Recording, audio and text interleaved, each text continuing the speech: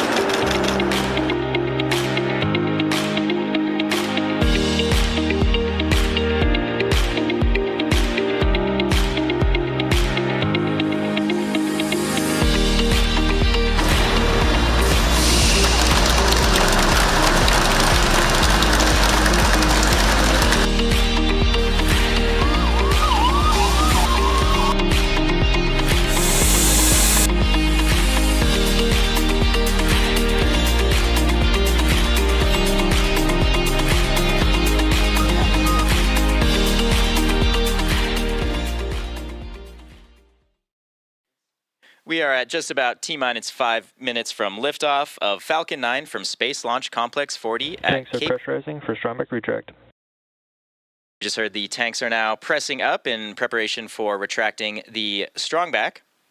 And at liftoff, the transporter erector, or TE, or otherwise known as the strongback, will retract in order to clear the way for Falcon 9's ascent. And to prepare for that retraction, we will see the clamp arms open around the base of the second stage. Strongback retract has started. There, we just heard that call out. You should see those clamp arms just below the fairing starting to open up any second now. There you go. You can see those clamp arms opening. And this will allow the strongback to retract away from the vehicle. And this is to clear the way for ascent.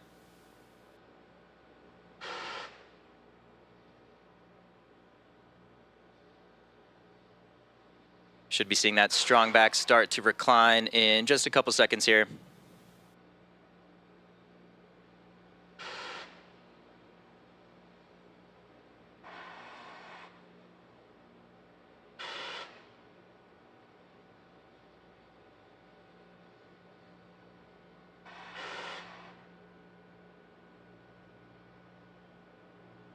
There you can see the strongback is starting to lean away just slightly from the vehicle. At this point in the countdown, both the first and second stages are nearly fully loaded with 1 million pounds of kerosene fuel and liquid oxygen. The first stage and the second stage should finish loading propellant just about a minute apart from each other, with the first stage wrapping up at T-minus 3 minutes, and the second stage will wrap up at around T-minus 2 minutes. And those white clouds you see around the vehicle are formed as the chilled gas above the LOX tank liquid surface vents overboard to maintain pressure in the tanks as needed. When this gas comes into contact with the warmer Florida air, it does condense the water in that air. Stage 1 LOX load is complete. As we just heard, we finished LOX loading on stage 1. And as I was saying, when that cold gas contacts the warmer Florida air, it will condense and form those clouds that you see there on your screen. Coming up next at T-minus 2 minutes, we should hear that LOX loading has completed on the second stage. Following that, at T-minus 60 seconds, Falcon 9 will be in startup. And startup means that the rocket's autonomous internal flight computers have taken over the launch countdown. And following that, just inside of T-minus 2 seconds, we will light those 9 Merlin 1D engines for liftoff. So far, the payload continues to be healthy, and the Falcon 9 team is tracking no issues on the rocket at this time. Stage 2 LOX load is complete.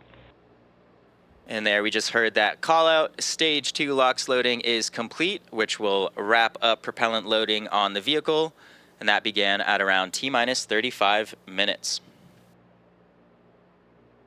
So again, coming up next at T-minus 1 minute will be the startup phase. So let's listen in as we hear a series of callouts that lead up to launch. Ground gas closeouts.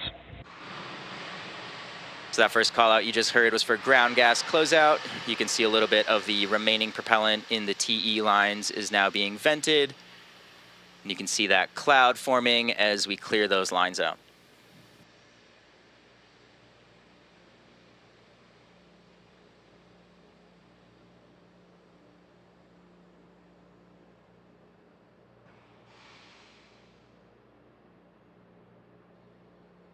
Falcon 9 is in startup. And great news there. Falcon 9 has just entered startup, so the onboard flight computers have now taken control of the launch countdown.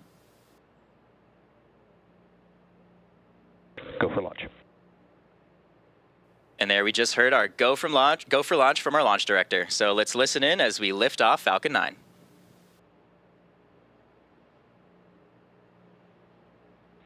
T-minus 30 seconds.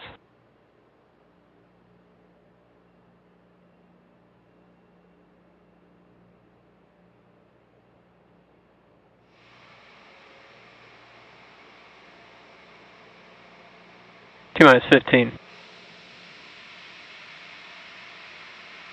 10, 9, 8, 7, 6, 5, 4, 3, 2, 1. Ignition. And liftoff. Go Falcon, go GSAT-20.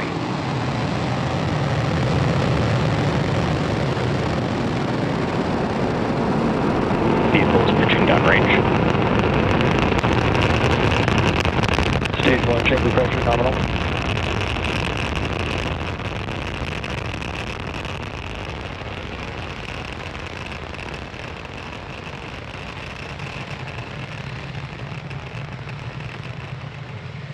T plus 30 seconds into flight, Falcon 9 has successfully lifted off from Space Launch Complex 40 at Cape Canaveral Space Force Station, carrying the GSAT-N2 satellite.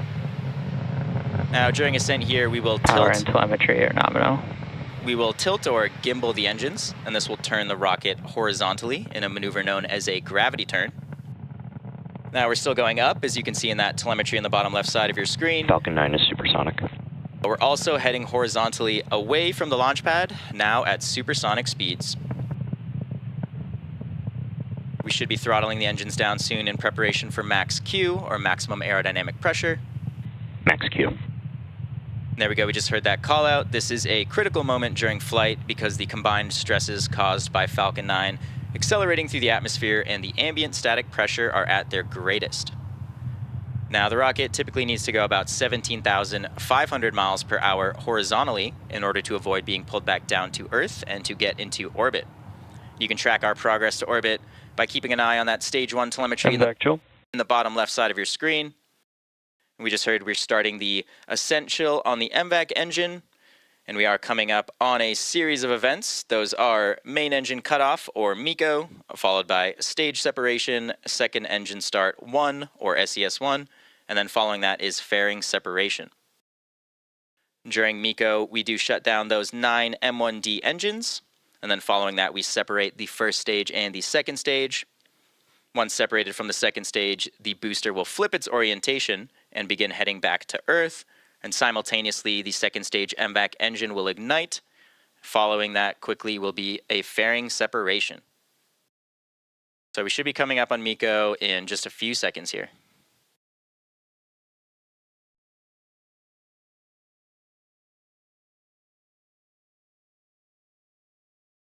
Main engine cutoff. Stage separation confirmed.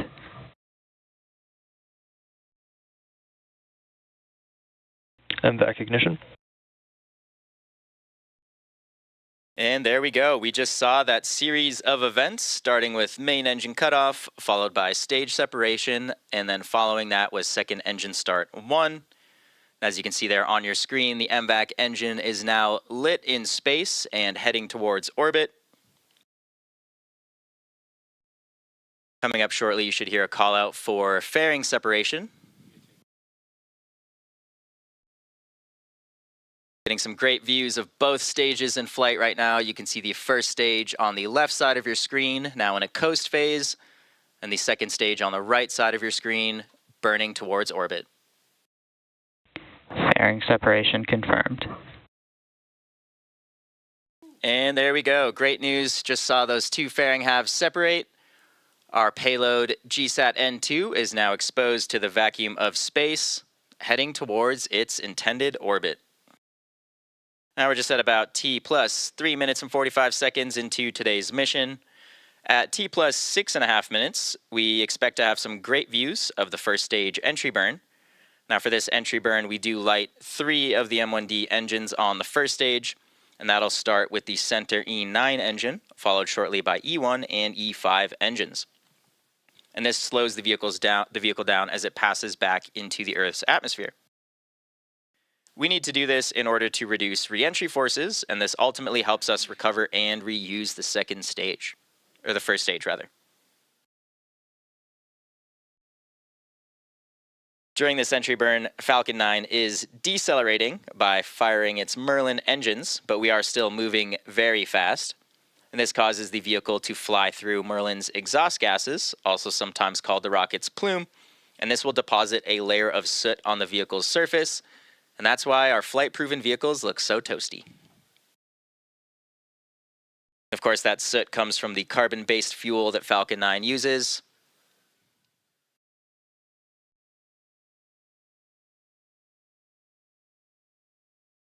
And we are coming up on that entry burn in just about a minute now. You might notice in the first stage telemetry on the bottom left side of your screen, our altitude is now decreasing while our speed is increasing. Gravity has taken over and the vehicle is Both now... vehicles are on nominal trajectories. The first stage is now heading back down towards Earth on a nominal trajectory, as we just heard on the nets. And of course, the second stage continuing to accelerate towards its intended orbit, now going over 13,000 kilometers per hour at an altitude of 160 kilometers.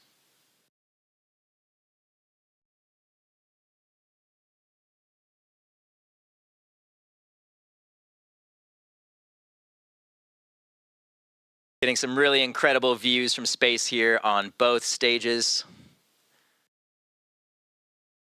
Again, coming up on that entry burn in just around 20 seconds on the first stage. You can see the vehicle is now positioned to relight those engines and re-enter the atmosphere. You can see our grid fins are deployed, and these fins will help guide the vehicle back down to its landing location. Stage 1 entry burn startup. Stage 1 FTS has saved. There we just heard the call out for the entry burn, and as you can see, those engines are now burning on the first stage and rapidly slowing us down. And this burn should last just around 20 seconds.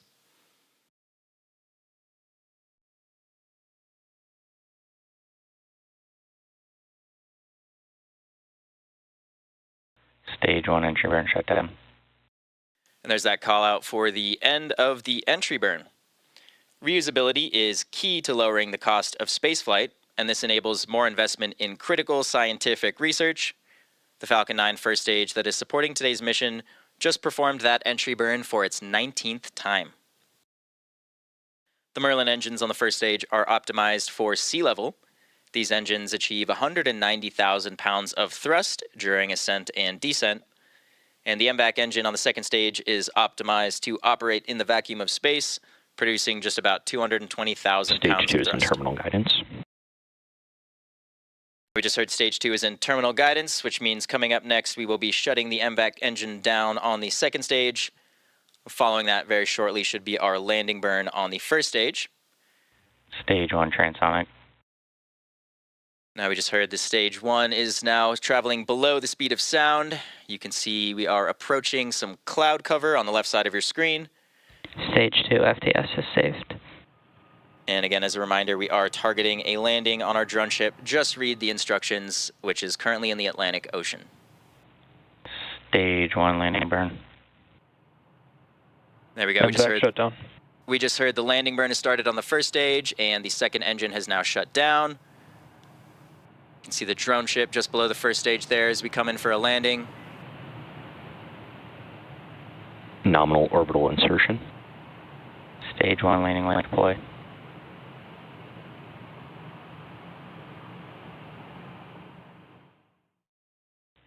Stage 1 landing confirmed. And there you have it. That landing marks SpaceX's 371st recovery of an orbital-class rocket, which includes first-stage landings for Falcon 9 and Falcon Heavy. We did also hear we had a nominal orbit insertion on the second stage.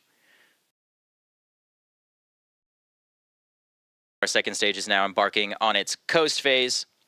And after this coast phase, we will light that MVAC engine for a second time around the T+28 minute mark.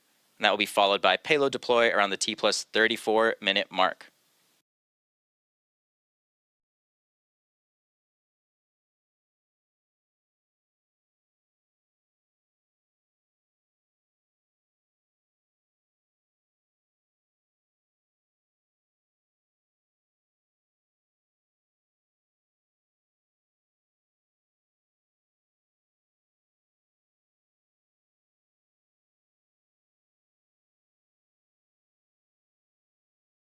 Our customer for today's mission is New Space India Limited.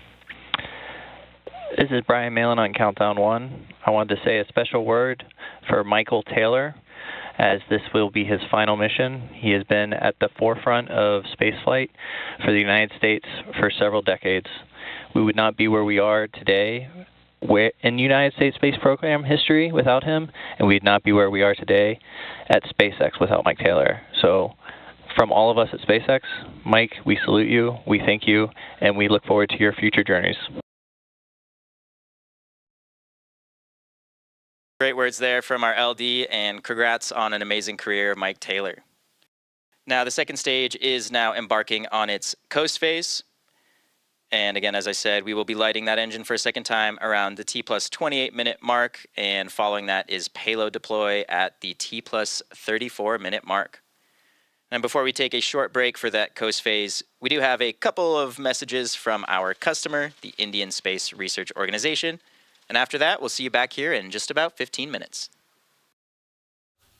GSAT-N2 is a next-generation communication satellite owned by NSIL, weighing 4,700 kilograms, built by ISRO for meeting the high-throughput communication requirements. It's primarily operating in Ka-band, providing almost 48 gigabytes per second throughput. This spacecraft is, after the launch, is going to be positioned at 68-degree east longitude, providing broadband services and in-flight connectivity, primarily on the Indian region. There are going to be about 32 sport beams covering India mainland islands of this region. And primarily this is designed to also to enhance the capacity by providing 8 narrow sport beams over the northeastern region of India, which requires this support for essential communication requirements. The whole spacecraft is designed using the ISRO's well-proven I-6K bus with a 6.2 kilowatt power generation operating in 70 volts bus voltage. And the propulsion system is a bipropellant system for orbitizing and its station keeping. And we are expecting that its precise launching will have an orbital life of almost 14 years. While building the spacecraft, we used the support of Indian industries who built us with a lot of subsystems, including structures and hardwares meant for the satellites and also the payloads. And ISRO centers contributed in various ways to build the satellite finally. I'm really happy that the satellite is now ready for launch and will reach its destined orbit. Meantime, in the ground, as soon as the satellite is in the required spot, we are ready with the ground infrastructure to provide the network of communication very, very fast as soon as it is declared operational. Hoping to see the launch go really fine, and all the very best to the team.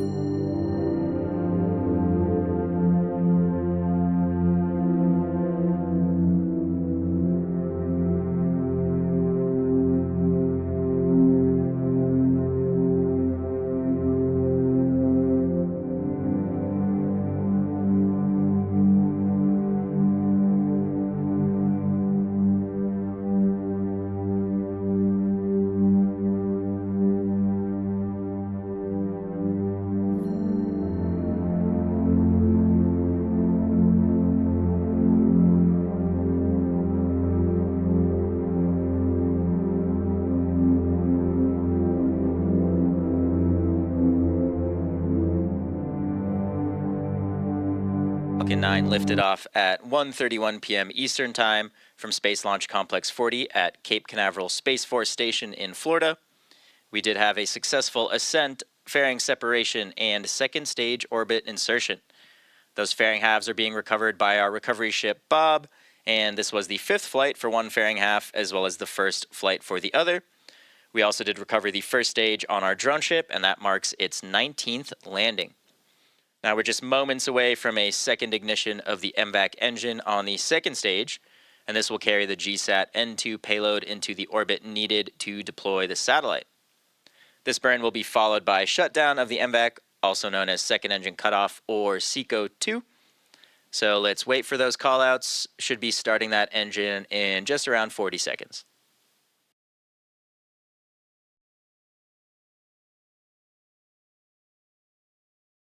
As you can see in that telemetry, we now are at about 240 kilometers above the surface of the Earth. We are now in what's called a parking orbit, and the second burn will take us to our geostationary transfer orbit, which is the deploy orbit for the GSAT-N2 payload.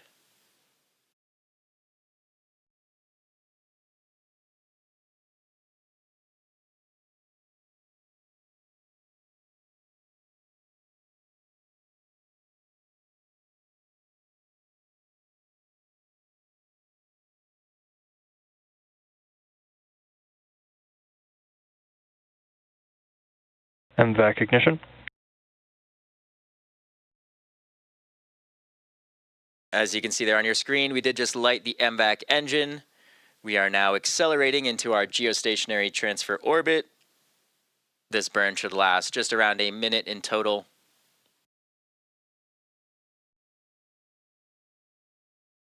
As you can see in the telemetry, the second stage is now rapidly accelerating the payload, traveling well over 30,000 kilometers per hour at an altitude of 250 kilometers above the surface of the Earth.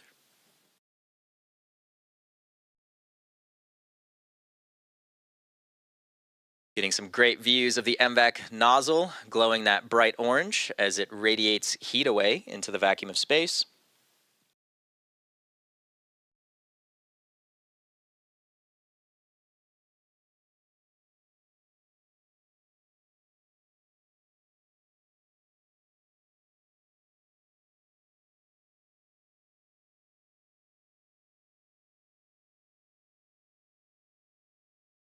MVAC shutdown.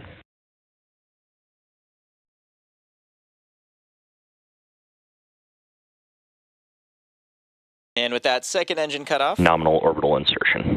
and a nominal orbit insertion, as we just heard, we are now just a few minutes away from payload deploy. We will take one more short break for the final few minutes of coast, and we'll see you back here in just about 4 minutes.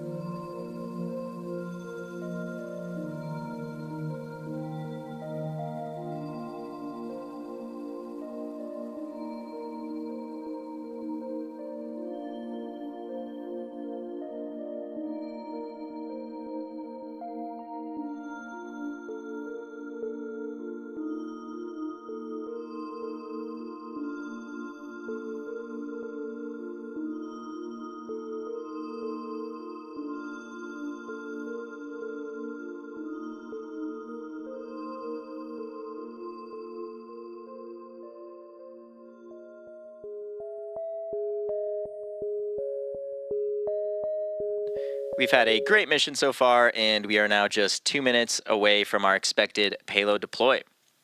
Our customer for today's mission is New Space India Limited, which is the commercial arm of the Indian Space Research Organization, otherwise known as ISRO, which is a Government of India company under the Department of Space.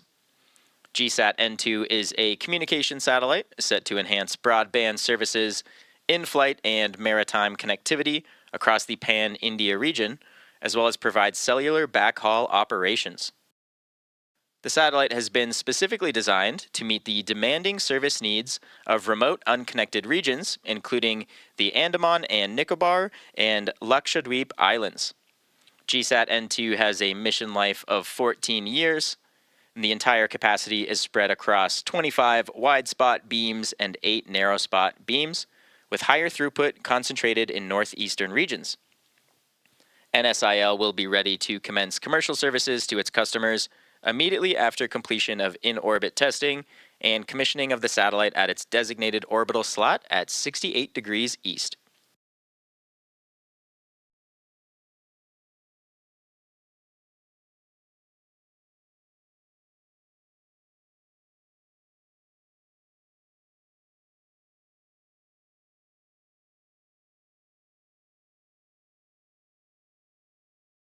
Getting a great view of the payload there on your screen. We are approaching payload deploy in just around 20 seconds.